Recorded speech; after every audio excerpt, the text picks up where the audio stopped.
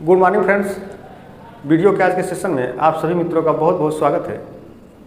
आज के सेशन में हम लोग मानव प्रजाति के बारे में समझेंगे, मानव प्रजाति को पढ़ेंगे। यहाँ मैंने पहले से ही बोर्ड पर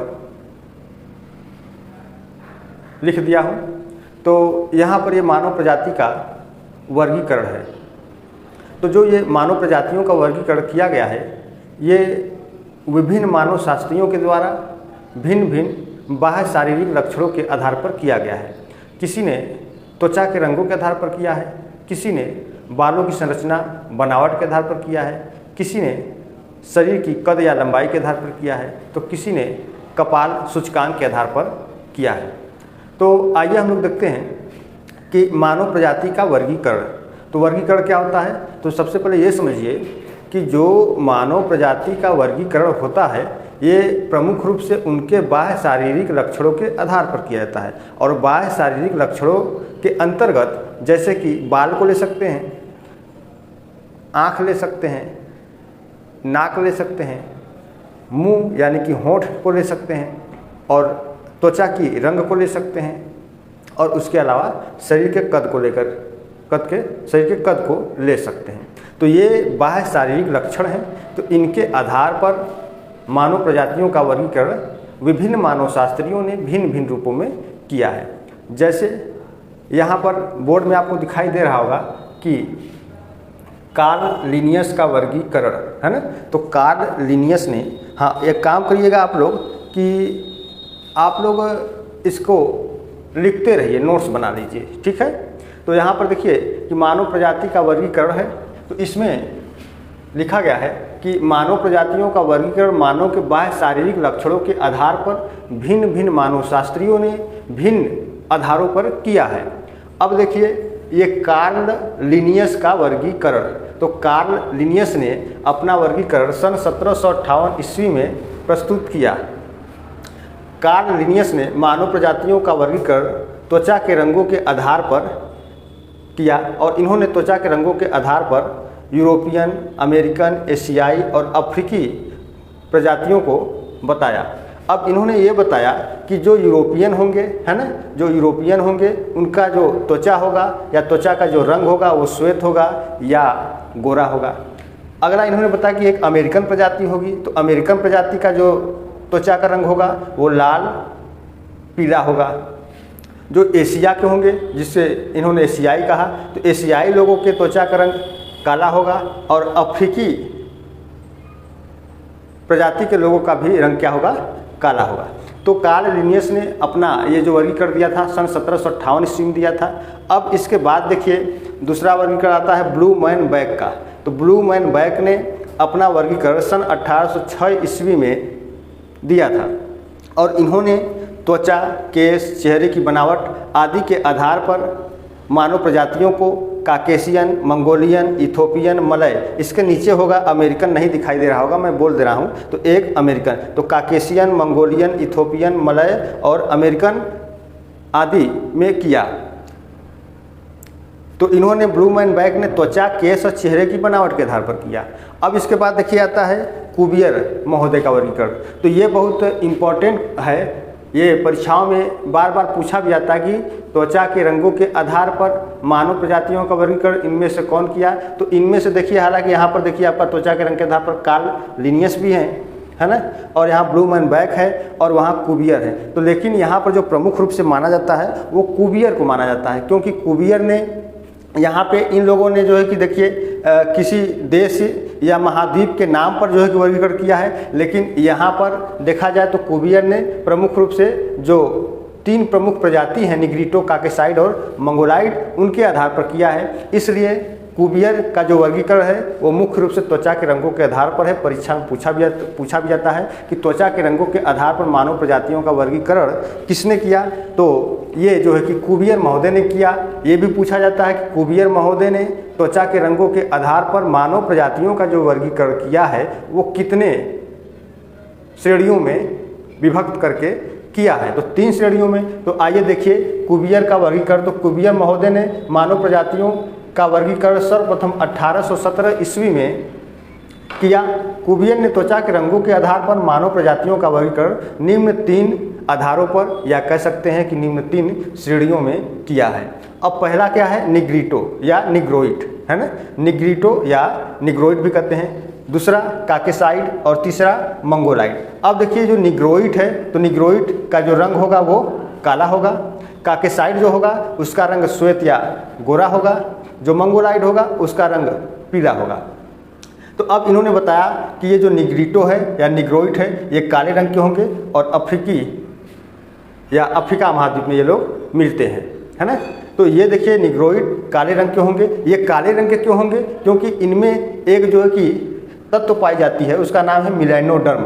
अब ये देखिए मिलेनोडर्म क्या होता है, कभी आप देखे होंगे कि जैसे कोई बहुत ज़्यादा जो है कि फेयर है यानी गोरा है, कोई ज़्यादा काला है, कोई कम काला है, तो ये गोरे होने का कारण, ये काला होने का जो होता है, जो गोरा और काला होने का जो मुख्य कारण होता है वो मिलेनियन की मात्रा होती है। तो जिसके शरीर में अधिक मिलेनियन की मात्रा हो जाएगी तो उसका जो त्वचा का रंग होगा वो जो है कि धीरे धीरे काला हो जाएगा।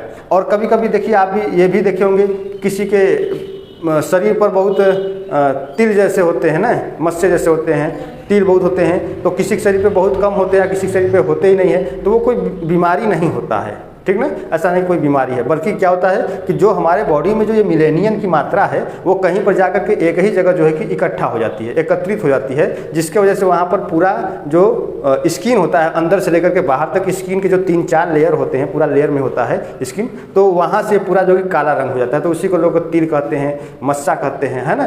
तो ये चीज़ है, तो उसमें मिलेनियन की मात्रा होती है। तो जिसके शरीर में मिलेनियन की मात्रा अधिक होगी तो मान के चलिए कि उसका रंग, जो स्किन का जो रंग होगा, त्वचा का जो रंग होगा वो थोड़ा काला हो जाएगा। और मिलेनियन की मात्रा होने पर जो है कि आपके बालों से भी जो है कि कुछ न कुछ इसका प्रभाव होता है। यदि मिलेनियन की मात्रा आपके शरीर में मतलब बिल्कुल सही है, ना अधिक है ना कम है, तो आपका जो बाल है वो भी बहुत अच्छा रहेगा। और किसी किसी का देखते हैं कि बाल थोड़ा सा जल्दी पक जाता है, तो उसमें मिलेनियन की मात्रा कम होने की वजह से ऐसा हो जाता है।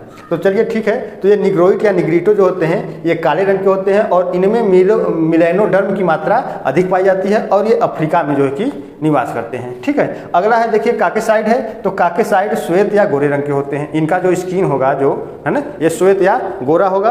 क्यों होगा? क्योंकि इनमें ल्यूकोडर्म की मात्रा अधिक होती है। ठीक है, ये सवाल पूछा जाता है कि निग्रिटो में किस तत्व की मात्रा पाई जाती है। ठीक है, तो ये मिलेनोडर्म की। काकेसाइड में किस तत्व की मात्रा पाई जाती है? तो ल्यूकोडर्म की। मंगोलाइड में तो कैथोडर्म की। अब देखिए, अब इसमें काकेसाइड में ल्यूकोडर्म की मात्रा पाई जाती है और यूरोपीय महाद्वीप में, तो यूरोपीय महाद्वीप के जितने भी देश हैं लगभग पूरे के पूरे, जो एक प्रजाति में यदि समस्त प्रजातियों को एक रूप में बताया जाए तो वो यूरोपीय महाद्वीप के जितने भी देश होते हैं वे सभी जो है कि काकेसाइड प्रजाति के होते हैं। लगभग मान चलिए कि काकेसाइड प्रजाति ही यूरोप महाद्वीप में मैक्सिमम पाई जाती है। और काकेसाइड कैसे होते हैं? श्वेत या गोरे रंग के होते हैं। इनमें ल्यूकोडर्म की मात्रा अधिक होती है। अब अगला है देखिए मंगोलायड। ये पीले रंग के होते हैं। मंगोलायड कैसे होते हैं? पीले रंग के होते हैं। ये उत्तरी अमेरिका और दक्षिणी अमेरिका में ये पाए जाते हैं। तो उत्तरी अमेरिका और दक्षिणी अमेरिका के जो मूल निवासी हैं, जो प्रजाति हैं, जो मूल प्रजाति हैं, वो कह सकते हैं कि वो मंगोलायड है। लेकिन फिर आगे चल करके वही मंगोलायड जो है कि रेड इंडियन के रूप में जो है कि परिवर्तित हो गया। तो जो उत्तरी अमेरिका है वहाँ पे सर्वाधिक जो है कि कौन पाए जाते हैं? रेड इंडियन प्रजाति के लोग पाए जाते हैं। लेकिन ये जो रेड इंडियन प्रजाति है ये इसका एक उपभाग है, उप प्रजाति है, लेकिन मूल जो प्रजाति है अमेरिका की वो मंगोलायड है। ठीक है ना। तो ये पीले रंग के होते हैं, इसमें कैथोडर्म की मात्रा अधिक होती है। ये अमेरिका कह सकते हैं कि उत्तरी अमेरिका और दक्षिणी अमेरिका दोनों में ये पाए जाते हैं। अब अगला है देखिए मित्र, हैक्सले तथा हैडेल का वर्गीकरण। तो ये तो शायद दिखाई नहीं दे रहा होगा चूँकि बोर्ड थोड़ा सा बड़ा है, स्क्रीन मोबाइल के स्क्रीन पर पूरा ये नहीं आ पाता है। खैर कोई नहीं, मैं इधर लिख दूंगा। तो हैक्सले तथा हैडेल का वर्गीकरण, तो हैक्सले और हैडेल ने अपना वर्गीकरण सन 1870 ईस्वी में दिया था और इन्होंने अपना वर्गीकरण बालों की बनावट के आधार पर किया। तो बालों की बनावट के आधार पर किया तो इन्होंने बालों की बनावट के आधार पर 3 वर्गीकरण दिया था। एक छल्लेदार बाल, एक लहरदार और एक सीधे बाल, है ना। तो तीन प्रकार के बालों के आधार पर दिया। तो एक छल्लेदार बाल यानी कि उनके बाल कि जो भेड़ के बाल जैसे होते हैं, बहुत गोला गोला गोला गोला होता है ना, तो उसी को कहते हैं छल्लेदार बाल। एक होता है लहरदार बाल, तो लहरदार बाल मतलब जो काके साइड हैं, ठीक है, तो काके साइड वाले जो हैं, ठीक है। अब उसके बाद है सीधे बाल, तो ये मंगोलाइड हो गए। तो इन्होंने छल्लेदार बाल को निग्रिटो बताया, लहरदार बाल को काकेसाइड बताया, काकेसस बताया, और सीधे वाले बाल को मंगोलाइड बताया। अब इसको मैं यहाँ पर ऊपर लिख देता हूँ, नीचे दिखाई नहीं दे रहा होगा, यहाँ पर मैं लिख दे रहा हूँ।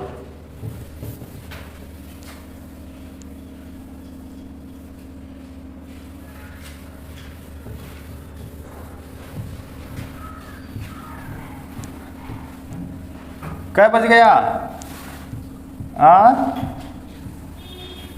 क्यों जी? अब बोलेगी नहीं, देखा ये कभी कभी बोलती है।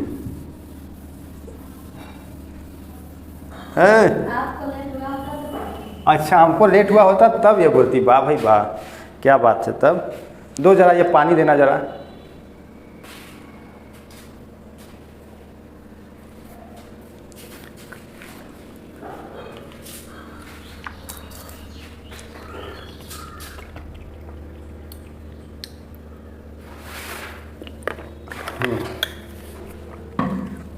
हेक्सले तथा हेडर का वर्गीकरण, तो यहाँ पर है देखिए,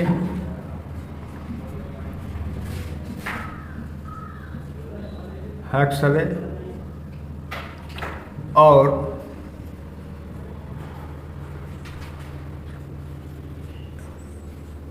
हेडर का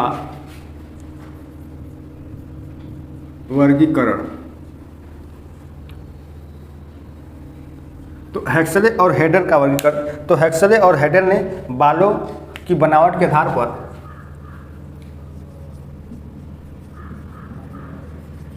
हेक्सले और हेडर ने बालों की बनावट के आधार पर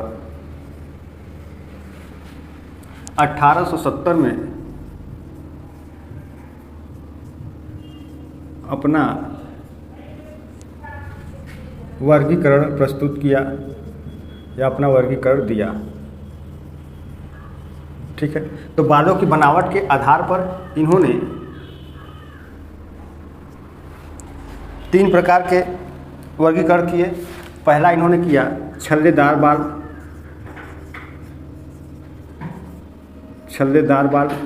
दूसरा वर्गीकरण लहरदार बाल, और तीसरा वर्गीकरण सीधे बाल,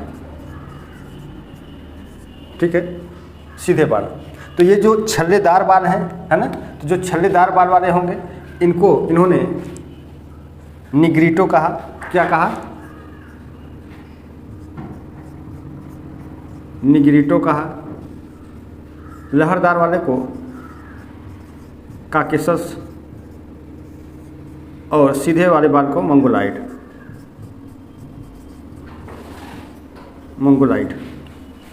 तो छल्लेदार बाल, लहरदार बाल और सीधे बाल, ये वर्गीकरण किसने किया था बालों की बनावट के आधार पर? हेक्सले और हेडर ने, ठीक है, हेक्सले और हेडर ने किया था। और जिनके बाल छल्लेदार होते हैं उनमें यूलोट्रिकी, है ना, क्या होता है? यूलोट्रिकी। छल्लेदार बाल वाले में यूलोट्रिकी की मात्रा होगी, और जो लहरदार वाले होंगे काकेसस होंगे, उनमें सीमोट्रिकी होगा, ठीक है, सीमोट्रिकी। और जो सीधे बाल वाले होंगे उनमें लियोट्रिकी होगा, लियोट्रिकी, ठीक। अब इनका एक ट्रिका बना लीजिए, तो कैसे बन जाएगा?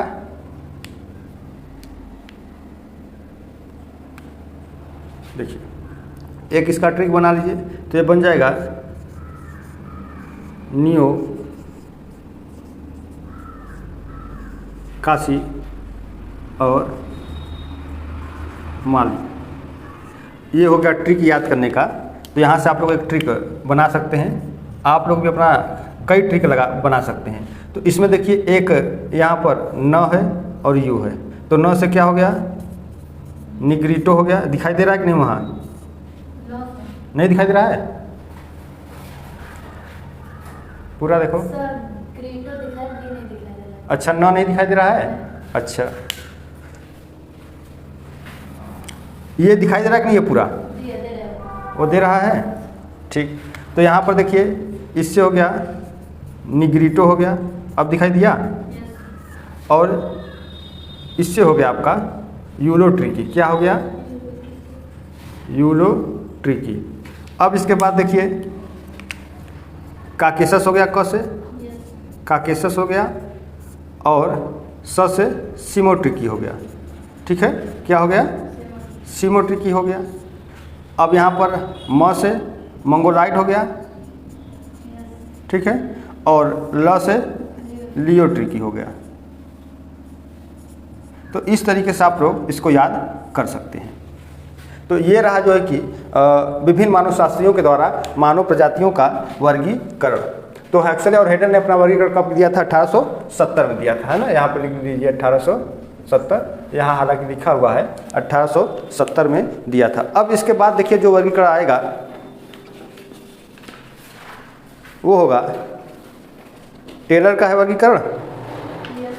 हाँ, टोपीनाट का भी है, ठीक है। तो एक देखिए वर्गीकरण है टोपीनाट का। तो टोपीनाट ने अपना जो वर्गीकरण दिया था वो सन 1878 ईस्वी में दिया था। इसको मैं मिटा दे रहा हूँ यहाँ से।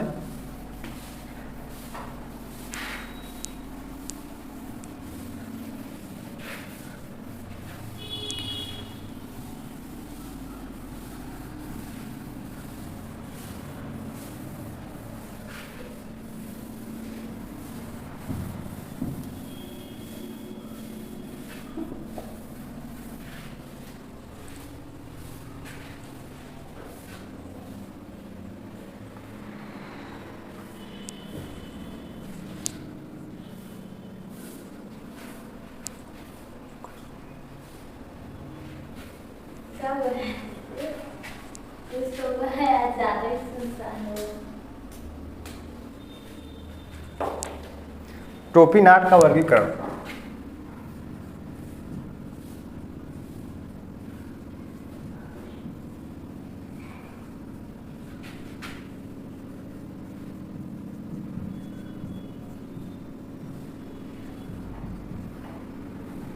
क्या हुआ,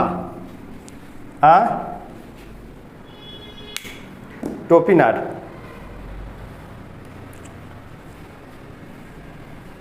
तो टोपीनाट ने सन 1878 में बालों की बनावट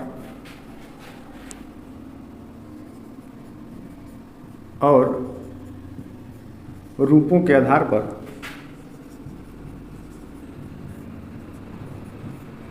निम्न 3 श्रेणियों में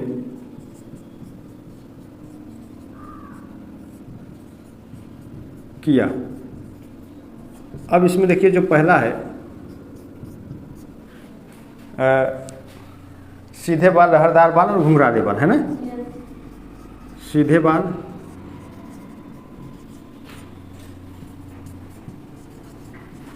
लहरदार बाल, और तीसरा घुंघराले बाल। अब ये जो सीधे बाल है, ठीक है ना, तो सीधे बाल में इन्होंने विभिन्न जनजातियों को शामिल किया सीधे बाल वालों में, जैसे एस्किमो को, ठीक ना। एस्किमो क्या है, एक जनजाति है, ठीक ना। एस्किमो क्या है, जनजाति है। तो ऐसे बोलो, घर का चीज़ घर पे रख के आया करो, यहाँ हो तो यहाँ वाला चीज़, फिर यहाँ से जाना तो नहीं कि घर का यहाँ का चीज़ घर पे रखें।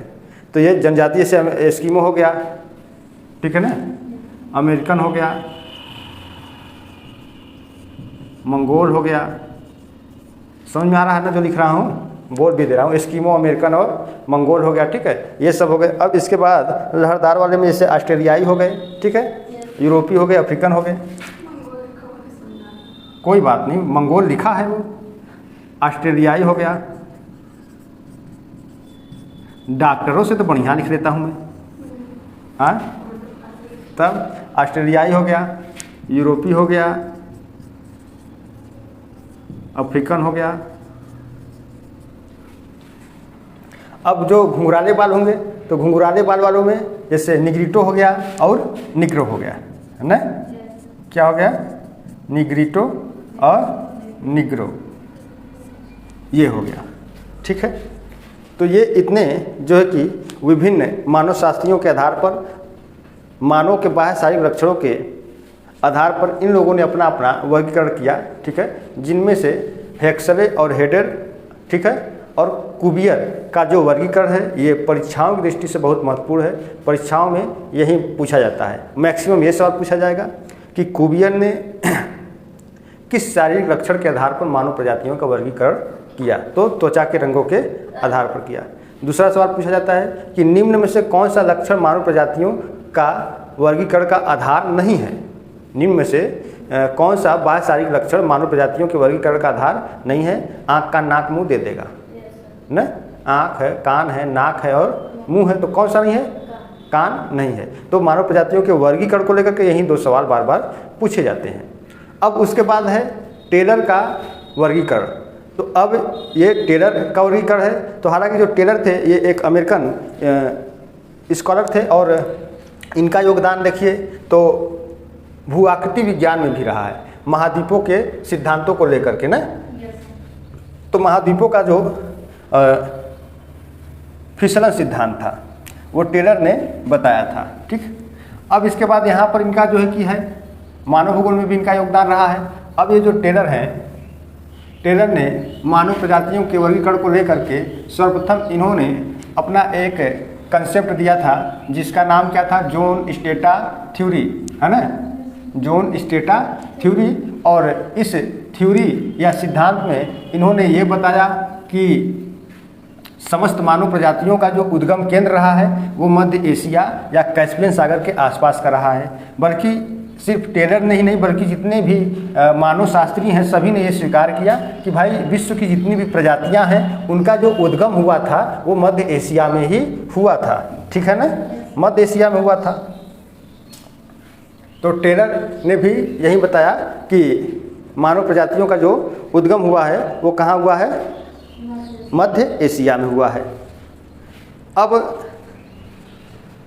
इसके आगे की क्लास में हम लोग टेलर का वर्गीकरण पढ़ेंगे। टेलर के वर्गीकरण के अब इसके नेक्स्ट क्लास में हम लोग टेलर के वर्गीकरण को जानेंगे, पढ़ेंगे, समझेंगे।